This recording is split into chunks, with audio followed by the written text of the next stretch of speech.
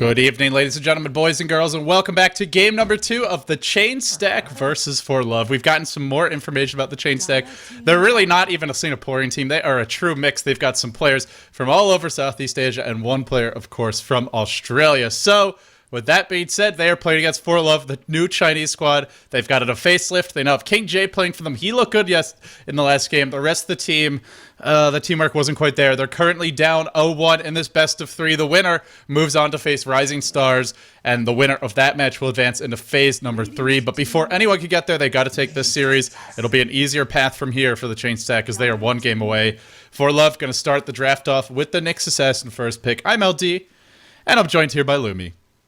Hey, thanks for having me here. I believe this is a great pickup here ForLove. Nyx Assassin, not only is he a great ganker, but going back to the playstyle of the C.Stack for game number 1, they love doing smoke ganks. This is going to put them in the defensive Nyx Assassin, very offensive hero, especially if he's playing on the solo mid. I'm not sure if ForLove will be doing that. We'll have to wait and see. Also, if you're smoke ganking Nyx Assassin, well, it gets a little bit awkward, especially if you can redirect some damage and stun. Going back to the other case, they value it even higher than Magnus, which is kind of a premier first pick nowadays. Yeah, the Nyx Assassin puts so much pressure on the enemy supports, though, with the sentries having to be placed in the lane, like you mentioned.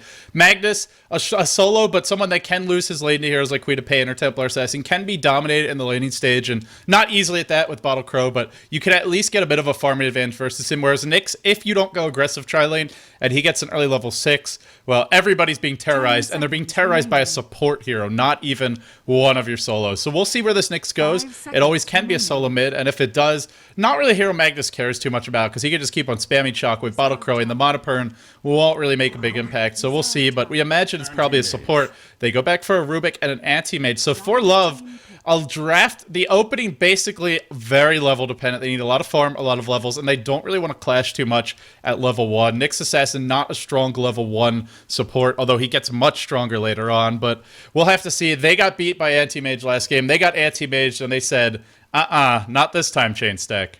If you can't beat them, well, you know the rest. So anti-mage, I'm not exactly sure why he suddenly has all the all the hype with him. I don't think he's an okay hero, but with how the metagame currently is going, it feels like so quickly. Anti-mage always has that awkward timing where if you don't get enough farm by that time, you just lose flat out. But seems like both teams decide to go, hey, if you want to go late, we could go late as well. Phantom Lancer is going to get the pickup. And in this particular matchup, Battle Fear is going to be huge for the anti-mage.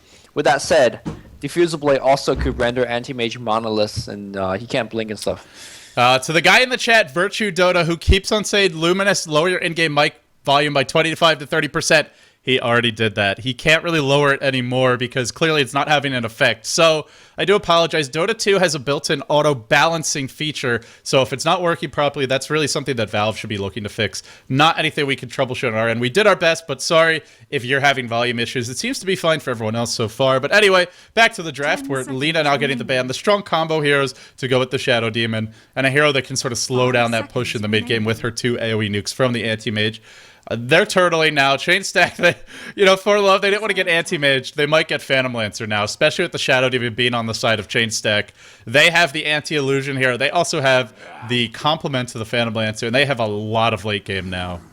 Yeah, Phantom Lancer is just a very, very annoying hero to play against because he just farms so quickly. It's hard to shut him down farming in the laning stage even because once he gets Tranquil Boot, he could just go jungle. Like, he could just easily do it, pick up a couple points, just juxtapose. And of course, in the mid game, he just farms every single lane. And Rubik and the Nyx Assassin are good gankers, so they're going to have to go overtime to really find those ganks against that PL. Yeah, let's see Leshrac now, the ban. So the combo hero, of course, for the Rubik, or for the Shadow Demon that the C.Stack could look to use.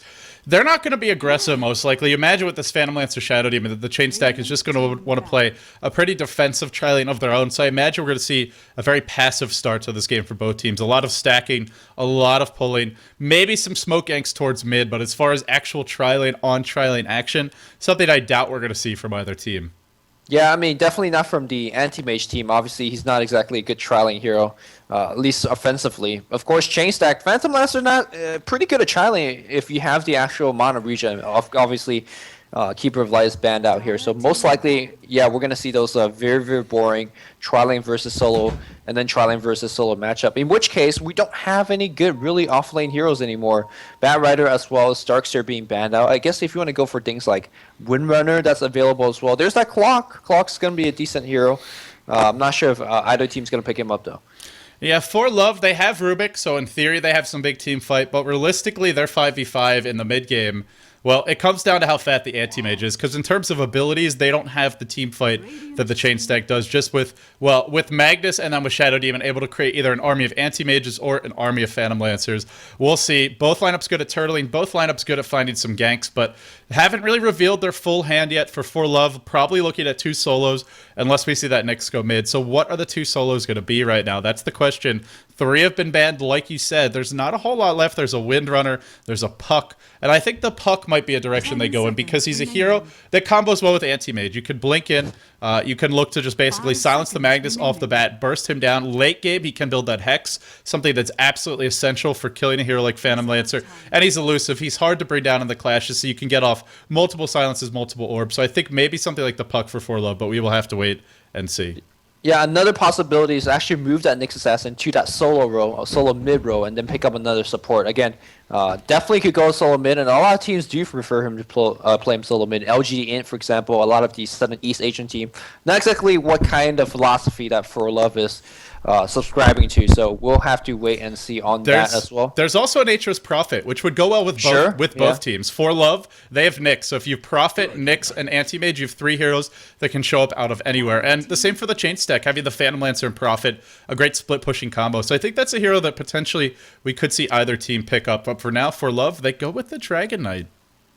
So Dragon Knight granting the AoE from level 11 and on against the Phantom Lancer. I just feel like having AoE destruction against PL is not exactly the best way to deal about it. That's like saying, we'll fight you when you're the strongest. We'll have weapons against you when you are strongest, which doesn't seem like a good way to fight PL. You want to hit him, you want to push him on the ground and then kick him in his face. You don't want to man fight him at the end, which is what DK wants to do. Kill him while he's a pup, not when he's a full-grown Rottweiler. That's basically what we're looking at. But they choose to pick the Dragon Knight here, so this now shifts the Nyx Assassin into that support role. We'll see a DK mid, we'll see a tri-lane anti-mage with Nyx and Rubik, maybe some smoke ganks towards the Chain.Stack, towards that Magnus. Ideally, if you can hit him before he hits level 6, that would be the way to do it. And still, I wonder, will either team go for the Prophet? This is a draft where Greed looks to be the way to go, because neither team is particularly strong at being aggressive in the first couple of minutes. So getting heroes like Prophet and Enigma, going to give you that advantage heading into the mid-game. But as to who's going to do it, we haven't seen just yet. There's also a Chen, which could fit decently into either composition. Judging from the last game's matchup, DK versus Magnus mid, you know it's pretty much a wash, so it comes down to really how much farm you could get, and basically it comes down to last hit. Also, the DK has the quote-unquote advantage in that lane is that whenever Magnus decides to go off the lane gank, he could actually push down your tower with that level 1 Elder Form as well as that Flame Breath. So both teams got to be very careful. If you're sending your solo mid off the gank, you can actually lose your tier 1 tower, or at least suffer a lot of damage on it. For the moment, just biding their time are the Chain.Stack. They started with what looked like a hardcore turtling lineup. They now go back for a Crystal Maiden, and I wonder, are they looking to maybe get aggressive? Phantom Lancer is, I would say, a little bit better than the Anti-Mage in a tri-lane on tri-lane scenario. Nyx Assassin, not really the strongest level 1. ForLove will definitely be lacking damage in the tri-lane. So if they want to face this head-on, the Chain.Stack have a chance at coming out ahead, but it's such a big gamble, and PL so farm and level dependent. And if the lane ever goes badly, Crystal Maiden's food. Shadow Demon, a little bit more survivable, but I would say I still doubt they'll do it, but there are other supports in this pool, and, well, they choose to go with the Crystal Maiden here. What do you make of this? I really dislike this pick. I mean, she's one of my favorite heroes, but she's just so slow in this lineup here, and especially with the Puck being picked up here, that's really going to punish the CM. CM does have decent range from the Crystal Nova, and maybe they really want to value the bite, as it is really a true stun against Anti-Mage, holding him for 2 seconds without him being able to blink. That could be it. But there's a Sand King, there's a Lion, there's a Shadow Shaman, and it looks... There's a lot of others, yeah, I agree. I'm not sure why they go with the CM, and she's so slow, she's food to Nyx Assassin, and of course, Rubik, if she seals the Nova, that's... I mean, that Nova without any cast animation is no joke. Pretty damn strong, and then they finish it off with Puck, so they get what looks to be their offlaner, and Well, CM Phantom Lancer Shadow Demon, if they go defensive tri-lane, could make life hell for this puck. He probably won't get much. They finish it with a Templar Assassin. So they start with what looks like a turtling lineup, a late game 5-man lineup, or split pushing at that, and then they go back for the TA, a hero that can dominate a lot of melee heroes mid. And now we're just going to have to see how things shake out. So on the side of the chain stack, we have Risk, formerly of Natural 9, the Aussie. Gods, of course, rooting fervently for him like the shameless fanboy he is. He'll be playing the Magnus. We have Legendary playing the Crystal Maiden. Johnny on the Templar Assassin. So I guess we're going to see the TA mid and the Mag offlane or jungling, but Chains on the Phantom Lancer, and then Minerva playing that Shadow Demon. Yeah, meanwhile, on the Radiant side here, we have AK playing the DK.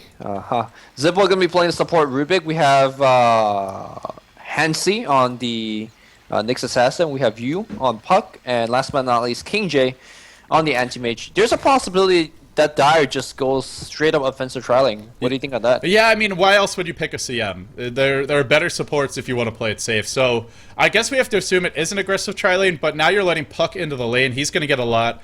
And, well, Magnus, if he's the 1v1 matchup versus Puck, can't really shut him down. TA could shut him down eventually, but not going to be able to for a while. And by that point, Puck's already gotten his core level. So let's see how the lanes shake up, but I just don't see why else you'd pick CM if you're not planning to go aggressive. There are better supports to benefit from levels, and, well, now they're looks like maybe they're... I'm not sure. They're defending their own jungle.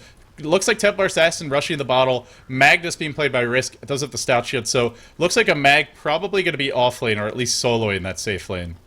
I talked about that Chainsack loved a smoke gank, and for Crystal Maiden, she's one of those heroes that you really want the first 2 smoke gank to be extremely useful.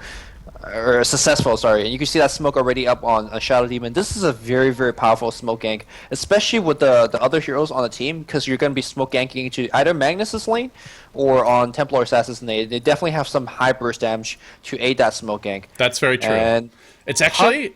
What's going on here? We have looks like our Rubik is mid, but he's playing support. They have nobody actually in the mid lane. Okay, AK's going to transition over. So, yeah, it's going to be a DK mid, it looks like. And that's a hero that... at the early levels is actually not that difficult to gank because his armor is not that high yet, and he doesn't have an escape mechanism like a hero like Magnus. So they're gonna just straight up put that Magnus on suicide? I don't like jungling. This is a hero who will just get completely shut down just by the anti-mage. After a level or 2, Magnus will get nothing out of the lane, and with any sort of support, he's basically going to be zoned out. He's actually been going to the lane. He can stack some Ancients. He hasn't taken a skill yet, but he's not going to get much out of bottom. Yep, King J looking for that rune. It's not going to be there. Top lane, Minerva finds himself a illusion rune. That's basically going to be enough to zone whoever that's going to be out of lane. Pug now is a very, very difficult kill, especially because you can phase basically through everything. You can even phase while being Frostbitten. Frostbite, already the first choice of spells. Maybe a little bit kind of too aggressive with that. You never know when you will need Nova, but hey. Yeah, it has that short initiation range, but obviously if you can land on the puck, it's going to do more in terms of securing a kill. So we'll have to see if they can find that opening. Already wrapping around, the illusion's going one way, CM the other. Already the orb picked up. They could potentially first blood this puck if they can get him after the orb, and it looks like they will. Disruption to fly. It will be the frostbite to follow. There's no phase shift yet. Oh man, what a beautiful first blood from the chain stack. Perfectly executed. CM picks that one. That's quick boots, and that's something that she really, really needs. Obviously a very, very slow hero. And that's kind of a misplay by Puck. I mean, you expect a tri-lane on top, you walk forward like that. That's a very, very elementary mistake. And he did it blind, too. That's the main thing. Is if he had wards, maybe you could understand it, but just walks into the lane blind, and unfortunately, giving up that early kill. Where's our Magnus? Just in the jungle. Risk realizing he can't actually deal with that bottom lane. Goes for Empower, and he's just going to be getting some early levels on farm in the jungle, which... Magnus is going to be better at this than a hero like Puck. I mean, it's a very, very slow jungling tactic, but hey, it's better than nothing nonetheless. And right now, it's very important for the supports here on Chainstack to make sure they grab those pools and don't give Puck EXP. Puck is, you know, getting some EXP right now, especially with the Equilibrium going towards that tower. And let's see if they're going to be making a pool, at least for now. Crystal Maiden comes out. There's a bite. No face just yet. Keep in mind, the orb was the first spell choice. A lot of mana being used just for a couple of harassing. She's out of clarities at this point. Yeah, remember our Puck had 2 salves and 2 sets of tangos. Salve number 1 gets canceled now, but still pretty healthy amount of regen, and should be able to get some levels. Risk got really lucky with his jungling. He ran into the 4 Satyr camp off the bat. This one, not nearly as easy to kill. That wolf does big damage with the crits. You can see he's already dropping low, but getting that early couple of easy camps really makes a difference when you're jungling on a hero that's not very efficient at jungling like Magnus. So, with that being said, I think overall pretty decent start for Risk, considering that it's a Magnus jungling, but in terms of golden experience, let's take a look, because we're seeing some weird trades. So far, pretty even, mainly because Puck is getting a lot of levels at his tower. Yeah, I'm also wondering when the smoke gank is going to be coming here for C.Stack. I imagine they'll do it after this particular. Now they have boots. I think this is the point. Yeah, with the boots up on the CM. I mean, they see the puck coming in right now. Perhaps to even challenge it. That puck somehow has got level 3, so I think it might be C.Stack dropping the ball a little bit. Crystal Maiden just getting basically the solo EXP of this pool. They want 3. They want that mono region, and once she has that. Basically, she doesn't even need to be back in the lane anymore. She doesn't need too much EXP beyond that. She's just meant to be hero ganking at this point. Well, we talked a lot about that top lane. Let's look at some of our other lanes so far, Lumi. We have AK going mid as the Dragonite versus Johnny's Templar Assassin. A lane that gets harder for Dragonite as the Templar Assassin levels up, but still 16-1 early on, dealing with Refraction. And Dragonite here, who doesn't have a great last hit damage, only sitting on 60 damage. TA, even without Refraction, is significantly above him, but getting a lot out of this lane, I have to say, AK doing a good job in what I feel is a disadvantage matchup for him, and it will get harder from here, but with Bottle Crow spam, with Flame Breath spam, could still get quite a bit of farm. They're going to go in mid now. The wraparound comes from the supports of ForLove. We mentioned how Dragonite's not that hard to kill. TA ain't either this early on. Now Flame Breath up, taking some good damage. Nice body block from 8K. Gets the kill. The last hit actually going to Zippo. Did they actually smoke for that? I didn't see. Yeah, I didn't see either, but they came really, really prepared with Centaur even down on the ground. Double clarity back up.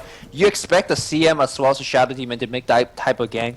They did not happen. Puck again still getting some level, at least more than the Magnus. Is Magnus 3? And no, Magnus is actually hitting 4. Got the bottle, and looks like he's going to be bottle crawling as well. This is a double bottle crawling here coming out from C.Stack, and so far it's doing okay, especially with the level 2 shockwave. Should be able to jungle fairly effectively. Zippo, you're an asshole. Picks up the Invis rune, denies that to Johnny, who will now have to be bottle crowing on his own. Wow, look at this courier. That courier's doing work. Yeah. And he's got some purple trail behind him. I mean, something that we saw from LGD China, actually, I think it was in the G1 LAN Finals or G League, I can't remember, but basically they would have Yao as well as Xiaowei constantly bottle crowing as we see the smoke gang coming mid. And they would both use their bottles, dump them on the couriers, and then it would all go in one smooth motion. So if you're going to have 2 heroes bottle crowing, you could be really efficient with it. So far, I haven't really seen much from Johnny, but I imagine he'll start to do it later on. They wrap around mid. The smoke gang actually revealed by Zippo's Invis Ward, or Invis Rune, and, well, that's some wasted time for the supports for C.Stack. They got the first blood top, but dare I say it, I think ForLove's getting the better trades overall. I think so. Killing that mid is a lot more important. The lane that phase boot or treads, whatever breach choice he goes, as well as the blink dagger, she's going to be explosive here on the mid game, especially against your Puck, against your Rubik, who dies in basically 2-3 hits. And of course, obviously, the support getting that gank off, getting the XP, and also being able to do pulls and whatnot, and King uninterrupted on the bot lane. And King J has a Midas. 5.5 minutes in, rushing that Midas. It looks like he's going Burning Build. Has already taken some points and stats, and, well, he's really going to accelerate his farm away from this Phantom Lancer, who, by the way, does not have a Keeper of the Light to move him around the map for free. Yeah, so he's going to have to invest into Teleport Scrolls or whatnot. Again, the supports on the Dire side, I wonder what they're going to be up to right now. Crystal Maiden still up to that pool, basically looking for level 4 and 5 at this point. Shadow Demon basically protecting mid lane as well from incoming gank. No, speaking of incoming gank, that DK pops his DK form. Scare me a little bit. Incoming dragon. Just wants to be a dragon for a little while, Lumi. And I mean, the other reason that's really a trade that favors ForLove, they have Nyx and Rubik. These supports are going to do a lot more in the mid game than a hero like Crystal Maiden. In fact, Crystal Maiden, like you said, is food for that Nyx, even with the killer too. That's not going to stop her from being food in most cases, so we will see. But I'm really liking what ForLove is getting out of these lanes. Anti-Mage out-farming the Phantom Lancer, Dragonite not dying yet, and then crucially Nyx getting what looks to be a very fast level 6, already almost level 5. Yeah, the cool thing about the Elder Dragon Breath is that it does a poison tick, so it really is good against Refraction. So you can see that the Templar Assassin having a little bit of trouble. Even the Illusion Rune being popped out, starting to pressure against this tier 1 tower. Something that not many heroes can do against Templar Assassin side blades. Yeah, and Shadow Demon's been sitting here mid. But what is he really accomplishing? He's not pressuring the Dragonite. He's not driving him off the tower. Finally, the ult will end, but 8K the hero that you'd expect to kind of be on the back foot in this matchup. With that early death on TA, no phase boots out yet, would have had them already otherwise. And supports grouped up mid, now 2 more heroes rotating. The jungle mag, level 5, but no RP yet, and he's chosen this opportunity to leave the jungle and look for a 4-hero gank mid, but 8K, not going to make this one too easy. Yeah, it's just tough. I mean, being the hill protected like this, and of course the Radiant side should have teleport score already. As I say, that Puck does not have one. Rubik does, and Nyx Assassin does as well. So it's going to be a pretty bad dive for C.Stack if they're making it. And Hansi is already level 5.5. He's going to be 6 probably at 9 minutes or so. Maybe a tiny bit sooner if he gets a couple of creeps or maybe even a kill. And with that, they're going to have to buy sentries and place them in the lane constantly, or that TA will be food if there's 2 or 3 heroes there, most likely, especially with the slow start she's had. Puck, not getting a whole lot out of his lane, is slightly behind the mag, but overall, I just think this Nyx and Rubik have such a big opportunity to break the game open in the mid game. And look at King J, 58 CS, already 800 gold ahead of that PL, and it's only going to accelerate with the Midas, and now straight into Battle Fury Rush, picks up the Quelling Blade. Bernie would be proud, like you've said before, and this is very efficient farming from him so far, and no pressure as of yet. Yeah, and of course, no pressure is really coming from a very, very smart draft from the Radiant side. Look at his CS, he's like 7.5 CS a minute, and he's taking big creeps. He was in the jungle earlier with his Midas. You can't really do better than this. You really can. I mean, maybe 1 or 2 CS, but that's really about it. I mean, Black don't miss CS, but Black's kind of crazy, so... and of course, he's constantly being pulled as well, so he's actually lasting under his tower. But, you know, should be okay. And I wonder what build he's going to be going for. Battle Fear is going to be the most standard. It's like 99% of the time. That's what we expect. There was that, you know, random Vanguard build last game, which I don't expect to happen here, though. Yeah, Vanguard into Yasha into Battle Fury, and then not coming to the fights with the Vanguard, then coming to the fights with the Battle Fury. That was an unusual game, to say the least. It did work out, though, so not something we can really question too much, but I imagine this will be your standard Chinese anti-mage play. Rush that Battle Fury, split push like crazy. Hasten gets popped, but looks like they have the bite on top. Can they actually get the kill? Mail Strike just level 1. And the Hasten get out, jail free card for the Dragon Knight. Even Crystal Maiden rotated, but just not. Look at this level 3 bite, which did help against trying to kill the DK, but wasn't enough. Both teams just trying really hard to de-ward. Oh, another bite going to SK. Haste is going to be running out very soon, but not before he just runs out. Here comes the Nyx Assassin. They want Crystal Maiden. Crystal Maiden's going to be a free kill. 1 hit from the DK, going to get that kill. Just free food. The worst part is they had a sentry ward in the lane. Normally they probably would have seen that, but they were committed to the fight. They weren't prepared for the Nyx to be level 6 this early fully, even with the sentry. It's one thing to place the sentry, it's another thing to like actually say, okay, Nyx is probably coming mid right now, because he's been off the map most of the game. Immediately gets the kill, goes back to base, getting close to his mana boots. And I feel like this Dragon Knight is just a distraction, to be honest. Like, yeah, you could kill him mid a few times, but there's an anti-mage to worry about, and there's a Nyx to worry about. These are going to be really the 2 key impact heroes as we head towards the mid game. Yeah, he's a distraction for now, but if you leave him alone, that tier 1 tower in the mid lane, I mean, he's done quite a bit of damage. And unfortunately, even if he's not a distraction, he's a very hard to kill target. This is not an easy hero to bring down in the early game. One of the benefits of running that Dragon Knight as one of your strong solos, very tanky, very durable. Both teams just de-warding sentries. I gotta say, probably the worst use of your 100 gold, but I mean, making sure that there's no wards as well as I don't think it's so bad. The Nyx can now come in here. They have to be worried about him coming in, so... Definitely that's the case, yeah. I mean, he's constantly jungling or pulling or whatnot. Here he goes. He's hunting top again.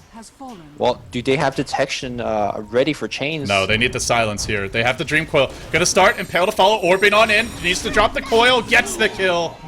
Big kill. That's such a big kill, because look at Anti-Mage now. 2.3k ahead of our Phantom Lancer, and we're only 11 minutes in. Yeah, of course, he's got Midas cooling down soon, very soon as well. Keep in mind, if you're joining this game, this is game number 2 between C.Stack and ForLove, and of course, on the top, you'll see that C.Stack is up 1 game to nothing right now.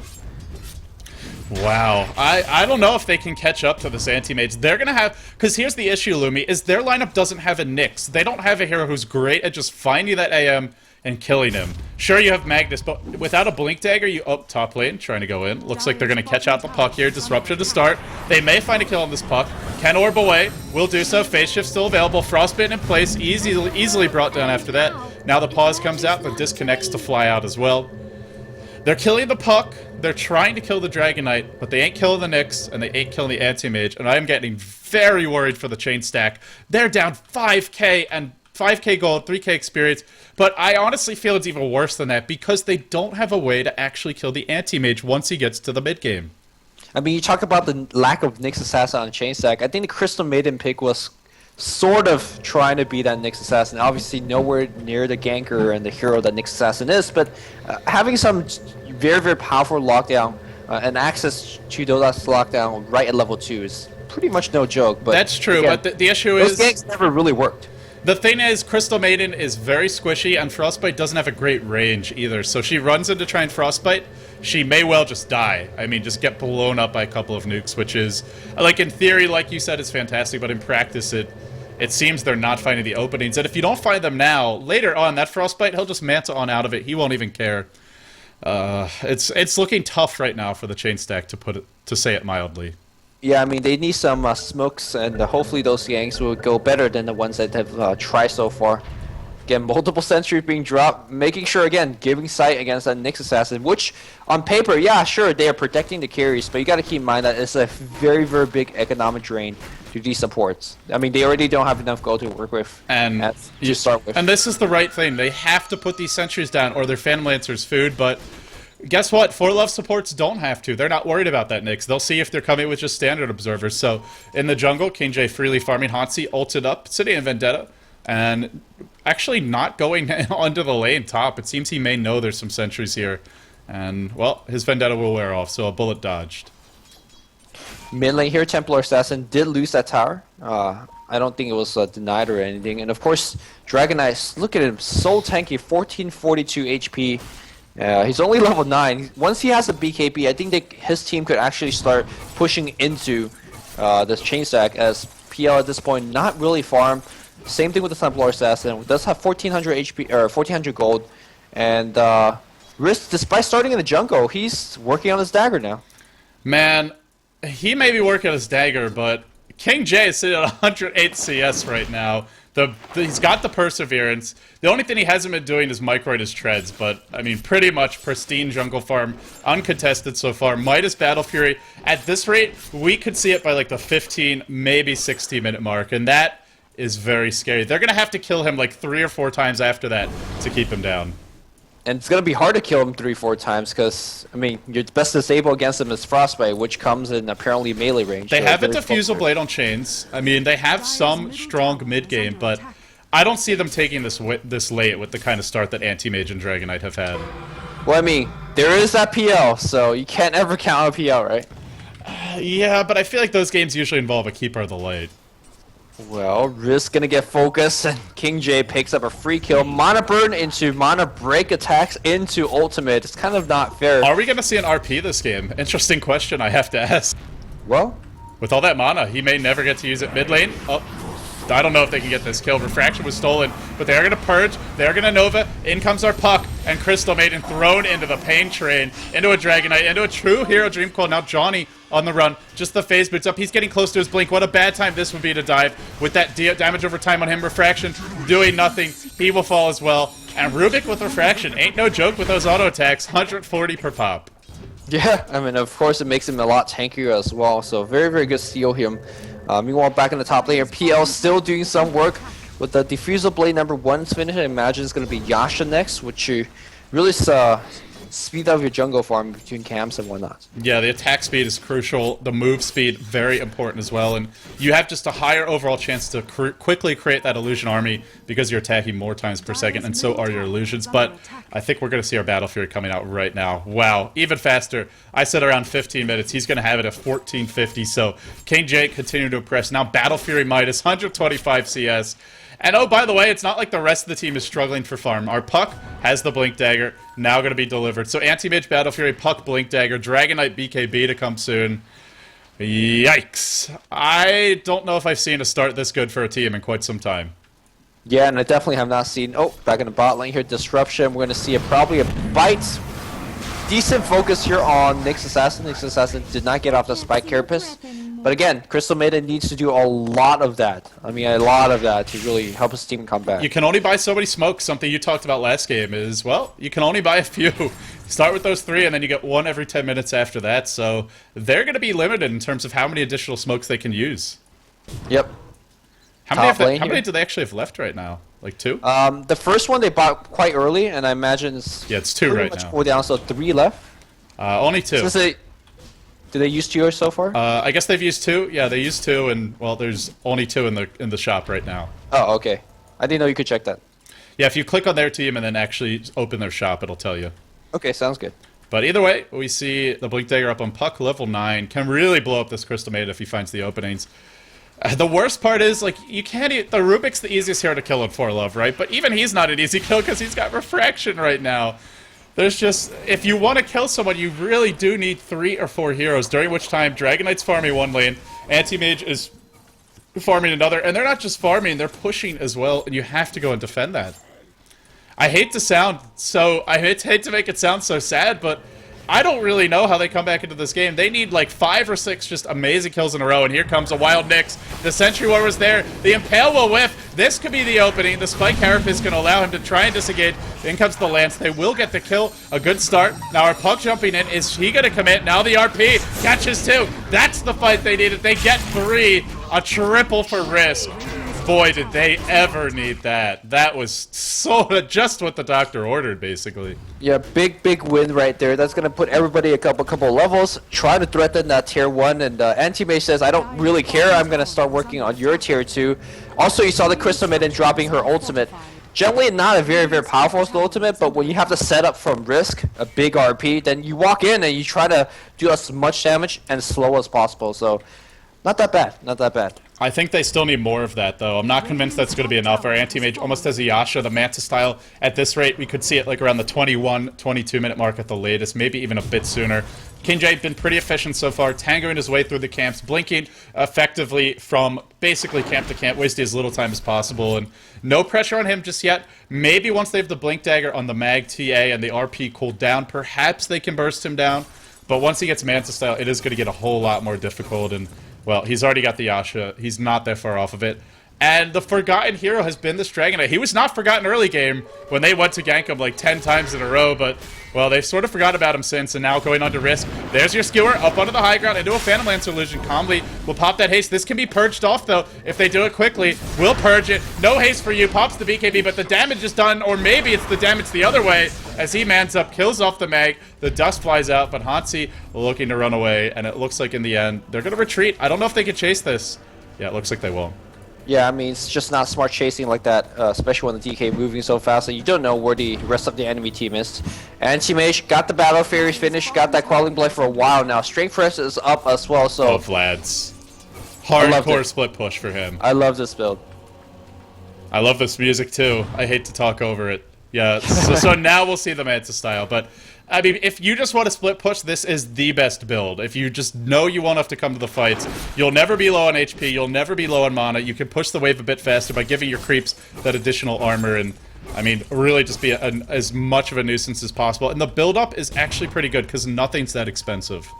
Yeah, and of course, the stuff that you put in your Trico boots, if you build a couple more parts, there would have been something for your Vlads. Yeah, he just went straight treads, but... I mean, he needed a little extra HP. Hey, build your Vlads.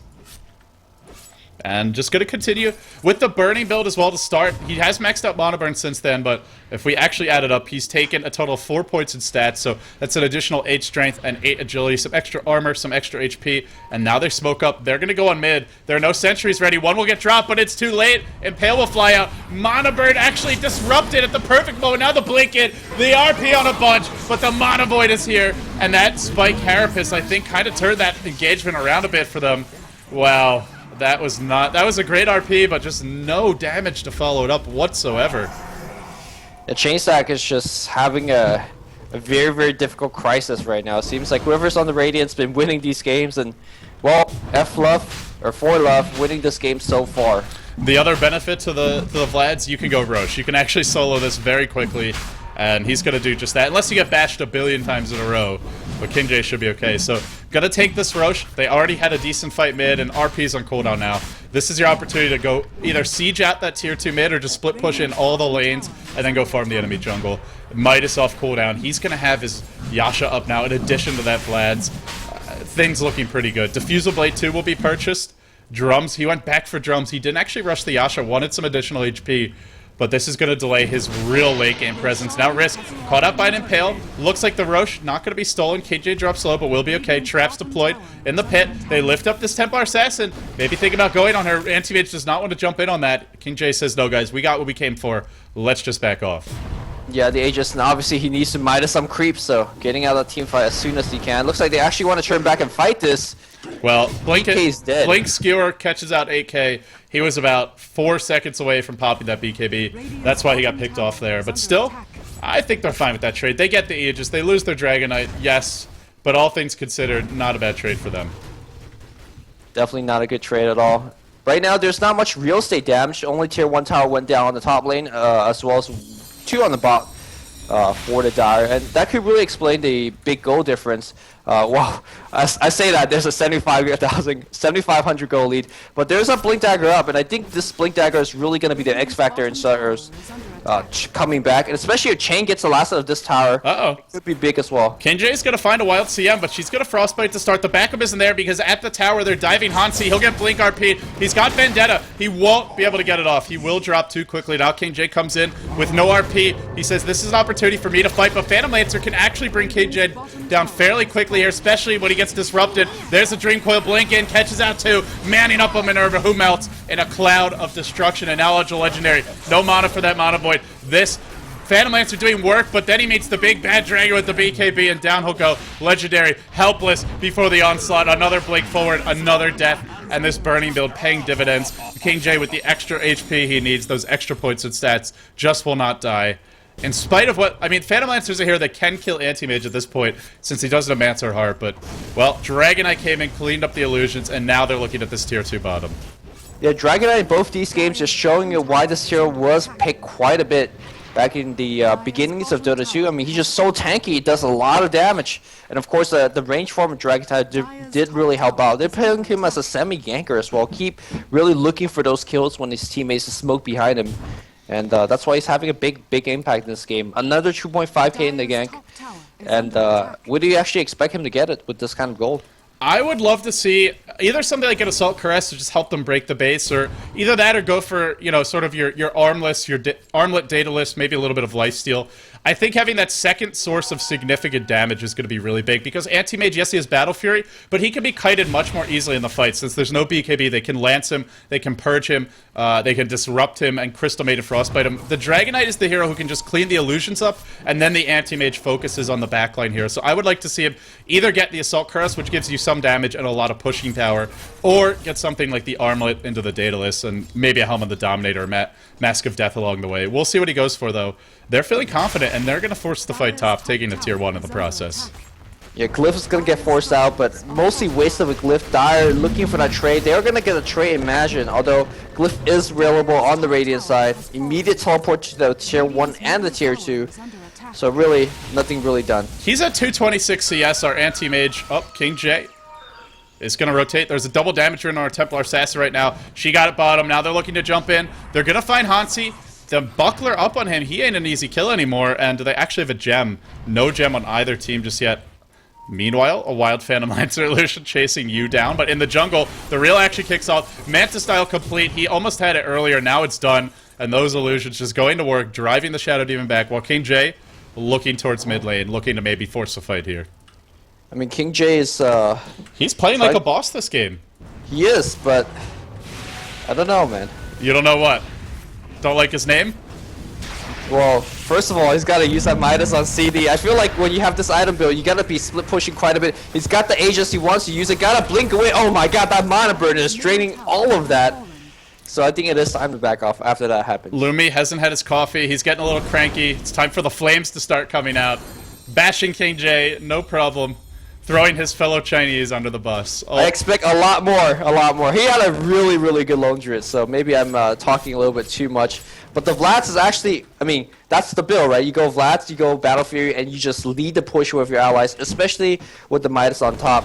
That that disruption and no blinks afterward, that was a little bit sketchy, not gonna lie. Yeah, I mean, I think if he didn't have the Aegis, I doubt he'd be coming to the fight. But with this Aegis of the Immortal, he can just basically be more aggressive, knowing that if they go on him, they probably have to blow RP to kill him, or at least chase him for a while, and then his team can look to turn things around with a big Dream Coil, multiple Hero Impale. By the way, speaking of that, Nyx Assassin, Buckler, complete has been for a while, and now the Mechanism, the real purchase, coming out soon. King J, he's going to have to basically make room for his next item soon. He'll have to sell this Midas or wait for that Aegis to expire, and I still think it's a comfortable position for ForLove, but I would like to see them go for a smoke gank, get some more aggressive wards down, buy a gem.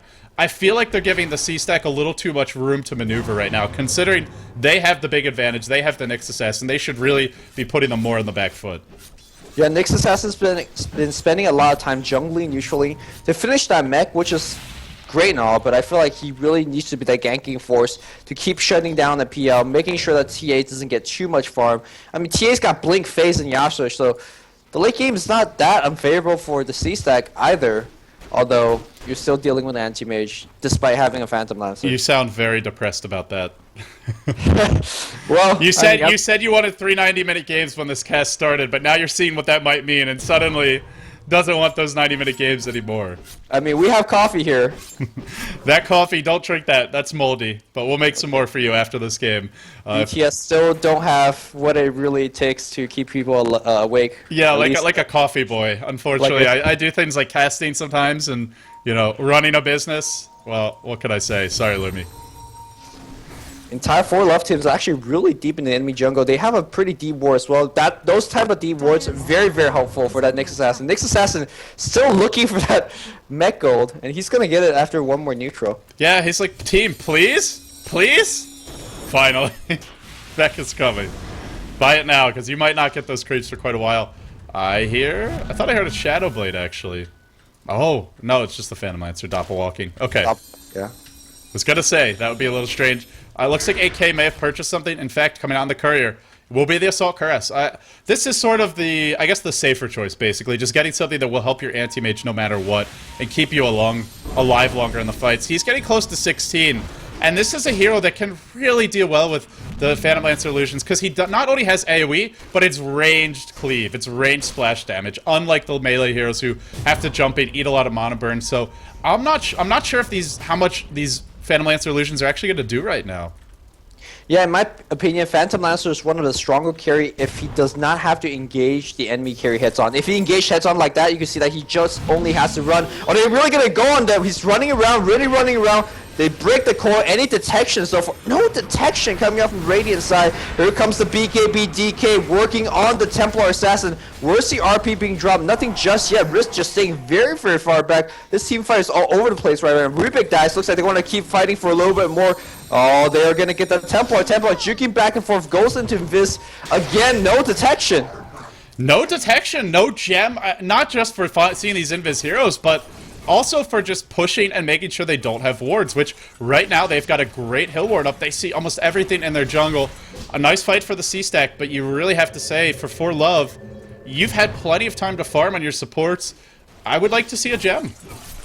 Or some dust or something. Yeah, even dust or sentries. To be fair, it doesn't have to be a gem, but, I mean, well, it cost them a little bit. Still, I think they're in an alright position. That was just a really basically as bad as an engagement as it could be for ForLove, and they still, in the end, King J goes back for BKB. He wants to fight now. Yeah, I mean, all these items are geared towards the early game aggression. The Strength Treads into Vlads, into BKB. I mean, look at, he's really filling up his inventory, but it seems like they're getting these pickoffs, but they're just not prepared to really fully win a team fight.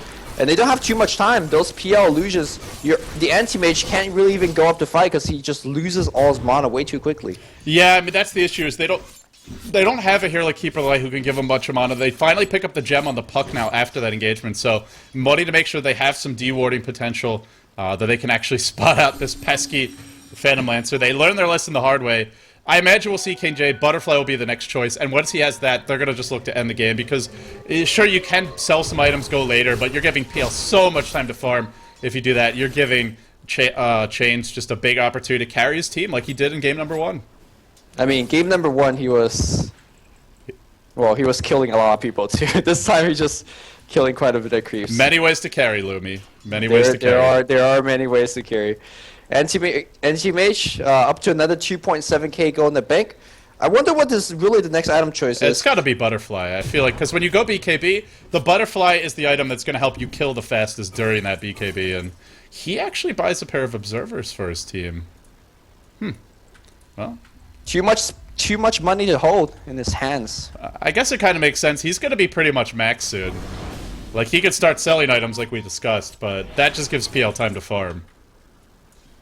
Bot lane, speaking of that PL, I feel like PL really needs to be doppel walking a little bit more, which he has been, so a very good job on doing that. He's sitting on a 1,000 go as well. I think he ditches something for a Vitality booster to boost his HP as much as possible. And I mean, if you're C.Stack, you just take this game late, right?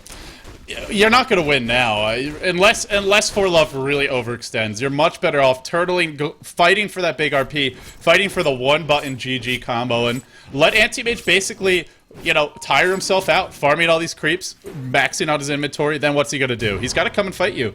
He's built the 10-second BKB. That's to fight. You get this item to take the fights, and we'll see if he takes them soon. Dragon Knight has some room to expand. He's got some room to get bigger, and I feel like he may actually turn out to be the X factor for ForLove. But overall, this pace, I feel, is favoring C.Stack, and I think if it goes long enough, they'll have a decent shot, because they also have Shadow Demon, who's a great counter to a hero like Anti-Mage, and also a great companion to have at the side of that Phantom Lancer. Definitely that's the case.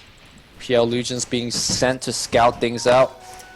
Doesn't it just feel like C.Stack has really lost all their momentum? I mean, they had, or ForLove rather, like they had so much momentum early game, and they got the Roche, they forced a few fights, but since then, C.Stack isn't farming that much, but they're not dying either, and they're getting something. Their Phantom Lancer is still getting a decent amount of CS, and now he's got a Manta up.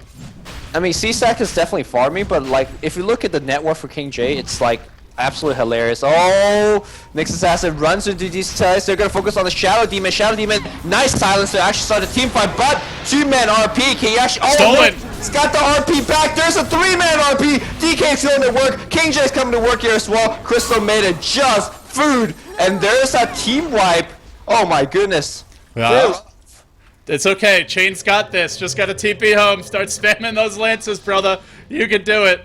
I don't think you can do it, Lumi. I don't think you can do it. Not against the DK.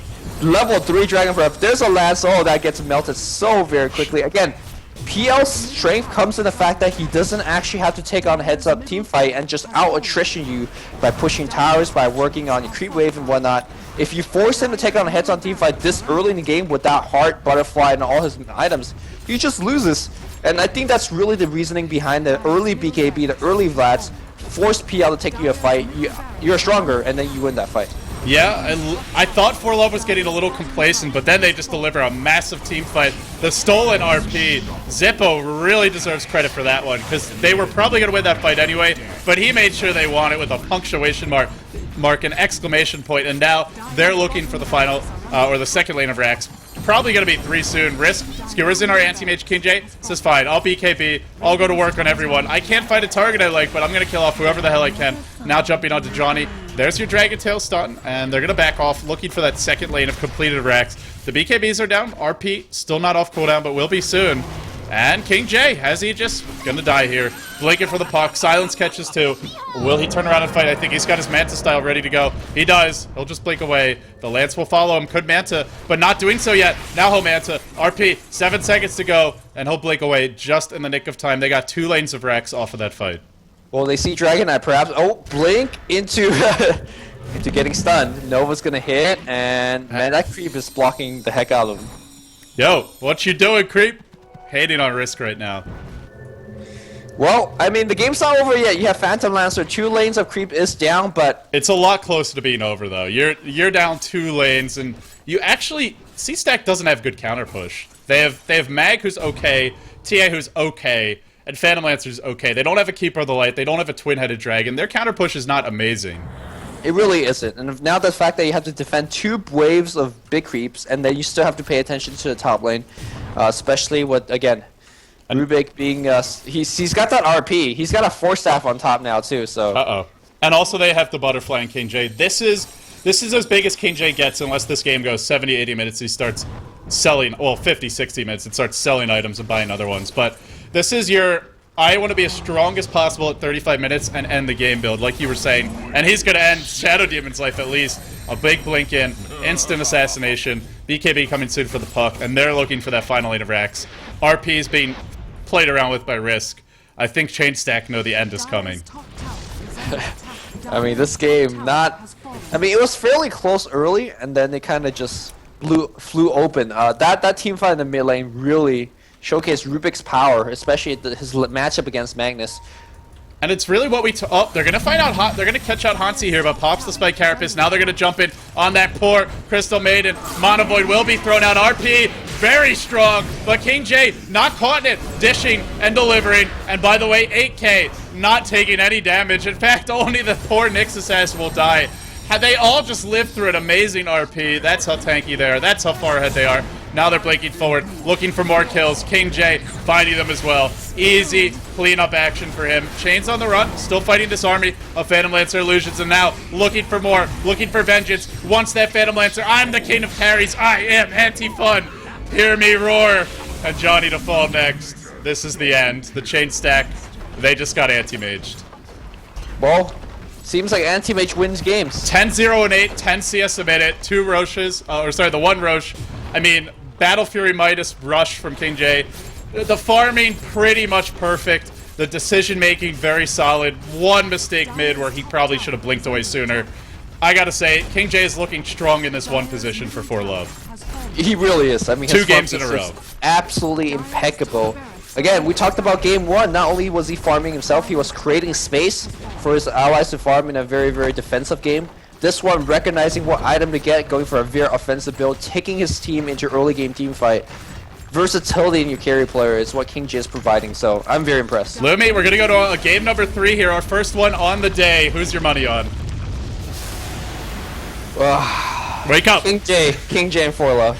I gotta go with King J too. I think he's been the most solid player out of these 10 by far over the course of the series, but it is a team game after all, as Shitty Digest often reminds us. Guys, stay tuned. This was game 2. We're now tied up 1-1. We will head into that deciding game 3. The winner of this series will move on later this week to play Rising Stars. It could be an all-Chinese affair, or we could have the Oceanic International Mix Squad of the C.Stack to sort of stand against the storm. But the Chinese tide is sweeping in, and right now, they take a game. They're looking pretty strong. I'm LD. He's Luminous. If you enjoy our casting, be sure to follow him. Twitter, facebook.com/LuminousInverse. As for me, I'm LD. Twitter, facebook.com/LDDota. But stay tuned, guys. We have more action, a deciding game 3, right after this.